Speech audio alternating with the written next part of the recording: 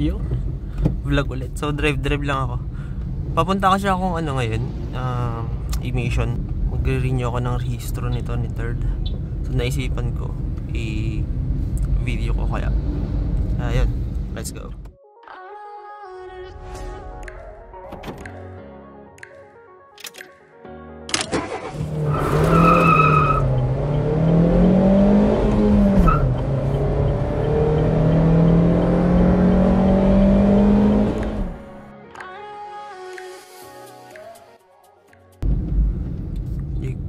Tanghali na kasi, oras na 6:48. Siguro madami ng pila din, haba yung pila. Ganun lagi dun eh. So ganun na yung para dun sa mga hindi pa na pag-try magrehistro ng mga sasakyan. Ang unang gagawin, ayan, syempre maghahanda ng ihahanda yung OR. Kasi yun yung ipapakita sa emission. Or nga ba o CR, basta yung dalawang yun, or CR. Tapos sa emission muna ang punta, yun yung mahaba yung pila.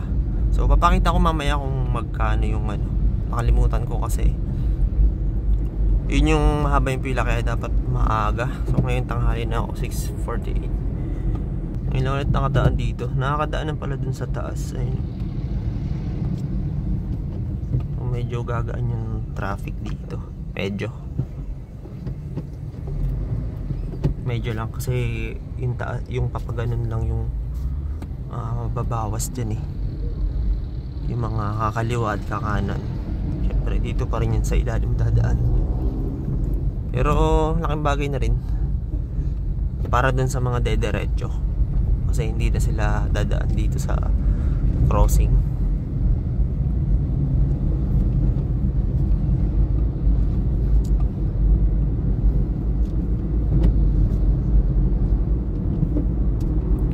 Parang yun yung matagal eh, yung isa emission. Ang matagal doon yung pila kasi ang daming nagpapa-emission testing. Dito ang papa-emission. Ano lang ako ng parking, tapos ayun, pila na. Mukhang kukunti naman. Ayun, buti naman. Hindi pa kasi ako nag-almusal kahit kape, wala. Marami motor, ayan. Sasakyan niya ilang piraso lang. Yun. So magpapark ako dito, tapos pila.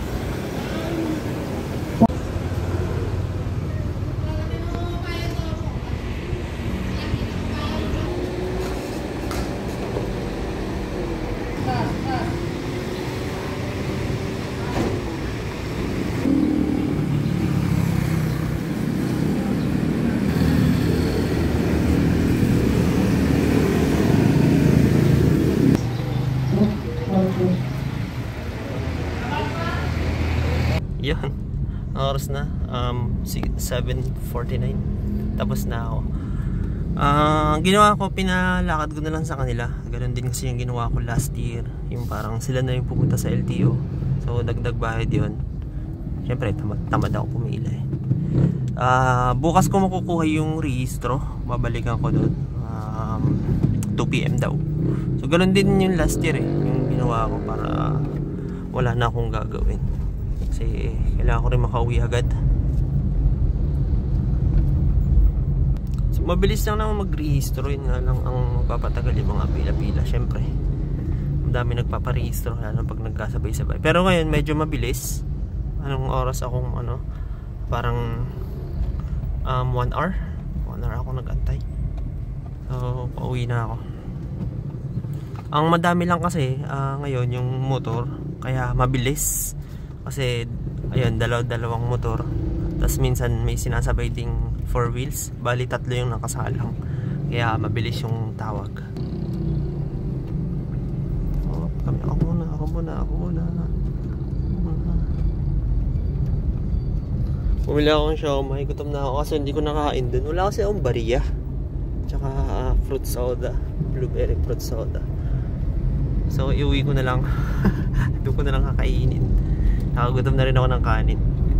Ayan, siomai. Yo. Hindi na rin masyadong traffic dito sa may Malagasang road ngayon. Hindi ko alam kung lane hour lang ngayon o walang pasok yung mga estudyante.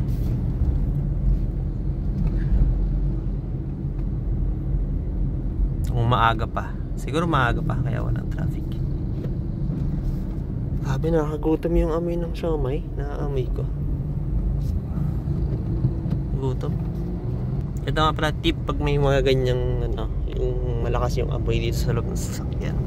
Pwede nyo buksan to. Ayan. Para hindi maipit yung amoy dito sa loob. Lalabas siya. Yun nga lang, medyo maaamoy nyo yung labas. Bawa may usok yan. Maaamoy nyo. Pero yan yung tip yan. Para hindi magstay yung amoy pag may mga food kayo dito sa loob. Ngayon lang ulit ako nakadaan dito. Medyo maluwag na pala dito. Lalo dito sa part na to.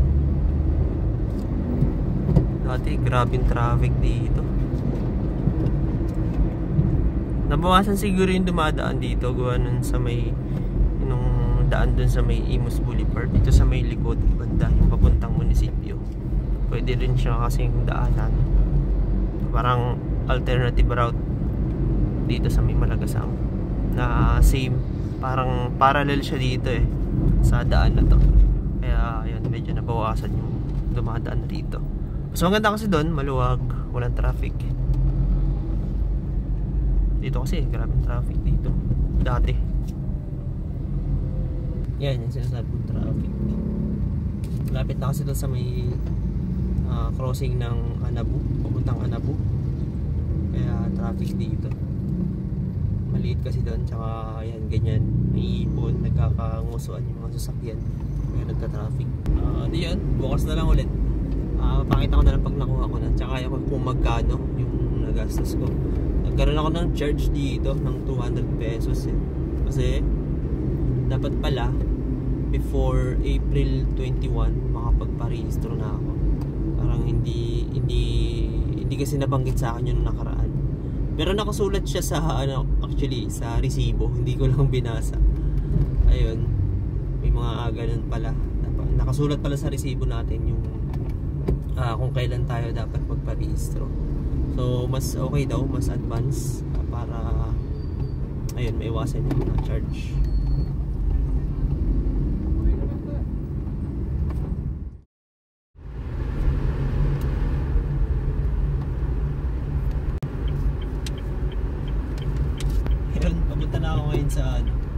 Sa pinagtanuhan ko sa emission center, emission testing center. Pipick up na ako ng rehistro.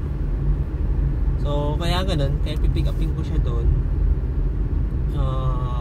Pinasuyo ko siya doon sa kanila kasi parang kasama yun sa service nila.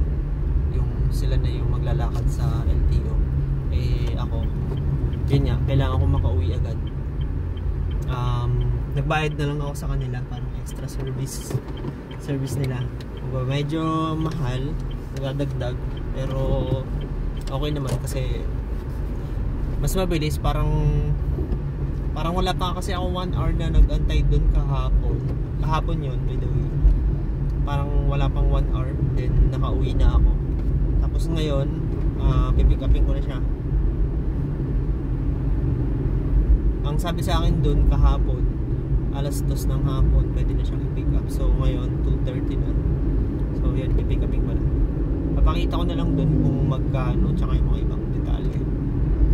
Yun. May tip pala ako para yung sa mga gantong katulad na sobrang init, tapos yung kaka-start lang ng sasakyan. Ang gawin nyo, taasan nyo yung yung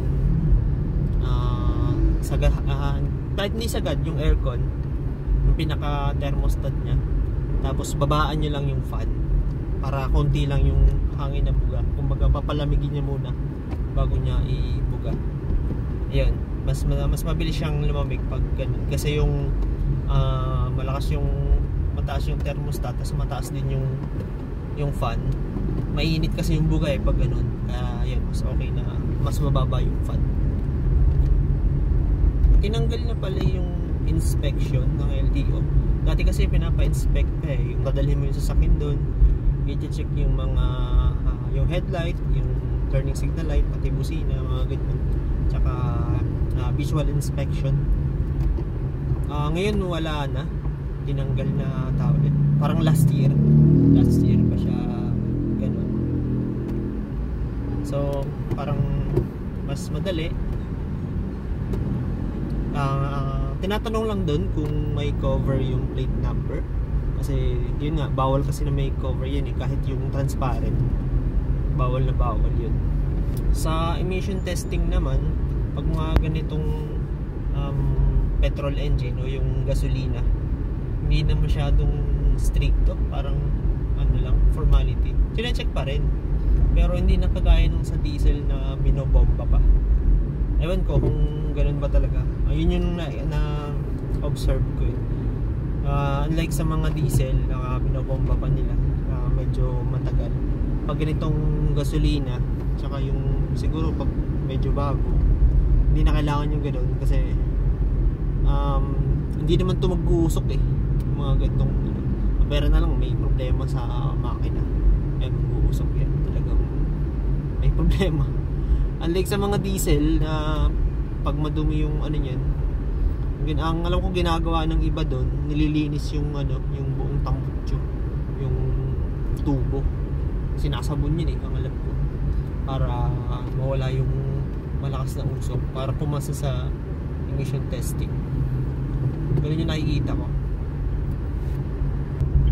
Dito na pwede kayo mag-park dito sa gilid. Hindi na, park na nila ako sa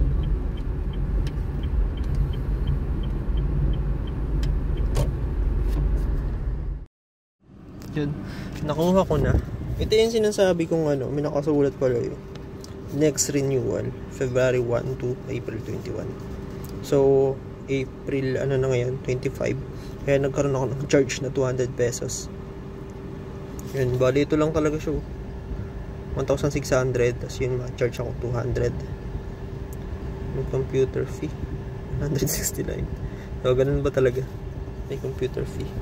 Tapos parang na-required kasi nilang kumuha ng ito insurance, 1,000 din to, 1,000 pesos.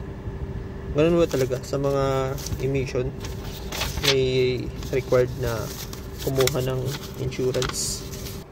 So yung nagastos ko, ito 3,800 lahat, kasi yun nga 1,600 yung mismong dito sa emission, tapos may charge akong 200 sa LTO kasi late ako ng 1 week.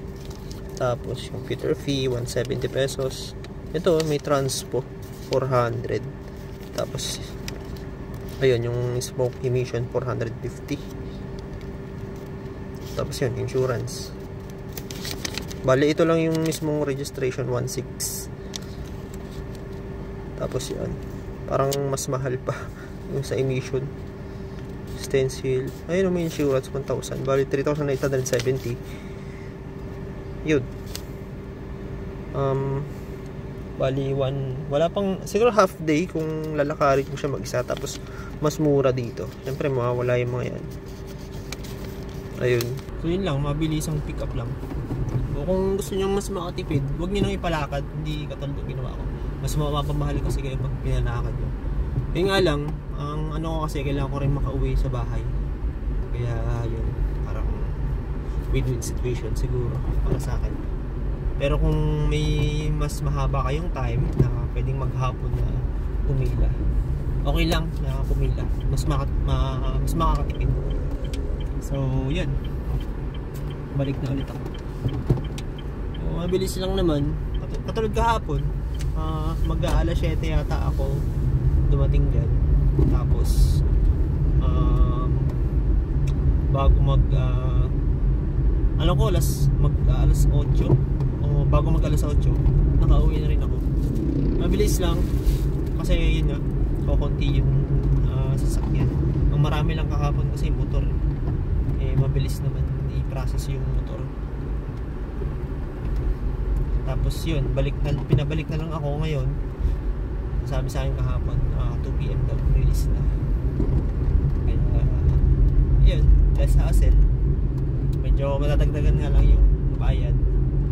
Pero ewan ko kung ganun talaga, yung may mandatory na insurance sa mga emission center. I don't know. Pero wala magagawa. Hindi naman pwedeng hindi kukuha ng insurance sa kanila. Parang ewan ko. Kasi 1,000 din yung insurance. 1,000 yung insurance. Tapos yung pinaka-smoke test kasi ayun, 450 lang. Tapos insurance 1,000. Tapos ang dami nilang mga fee. Hindi naman ako nagreklamo, pero yan, hinano ko lang, sinasabi ko lang. Kasi para sa akin mas madali na ganun yung isang puntahan na lang kaysa ako pa yung pupunta sa LTO na kaya ko naman kasi ngayong oras. Yun. So yun, next year na lang ulit ako mag-renew. So ganun lang ulit. Depende sa time ko. Pero para sa akin mas okay yung ganun. Bayad na lang sa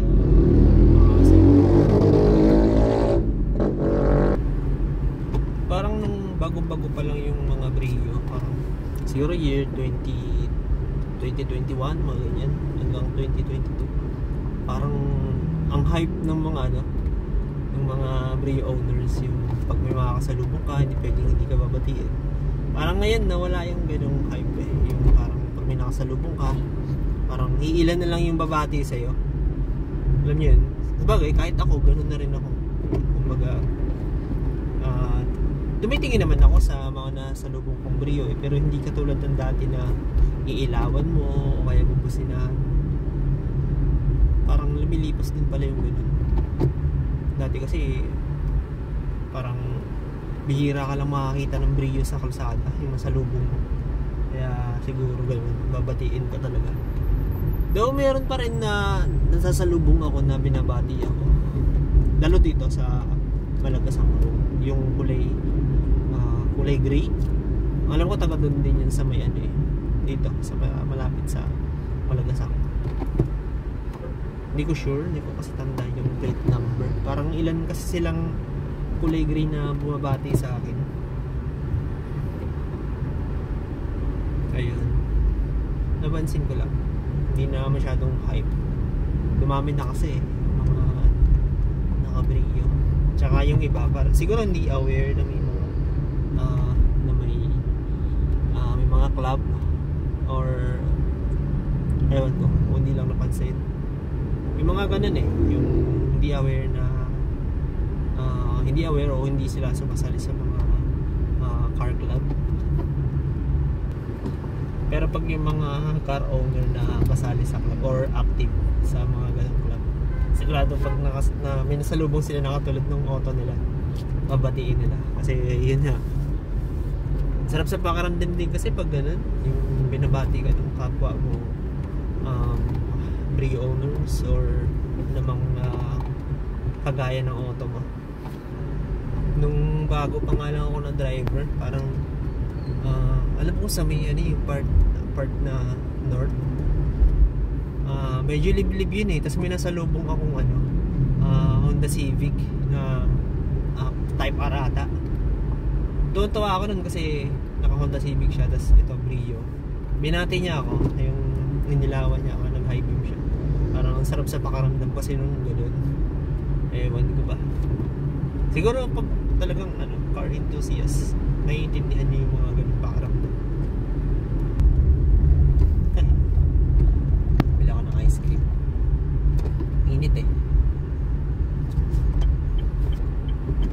saan kaya sa Dali? Dito lang sa Alpha. Bila ko ng ice cream. Ice cream ba dito? Meron siguro. Wala ka tayong DTR, no? kaya. Ito na lang. Double touch.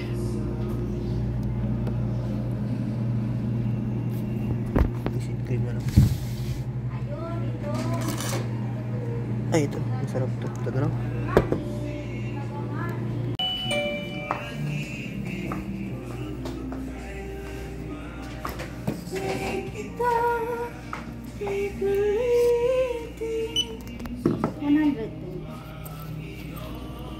$110? May 10 pesos. Wala pa eh. Yo, para sa mainit na panahon. Cheers! So yun, maraming salamat sa mga nanood. At hanggang sa muli. Nightmares creep while you and me repeat. This bittersweet heat is suffocating. I'm waiting and always hesitating. Kryptonite desires set my heart afire.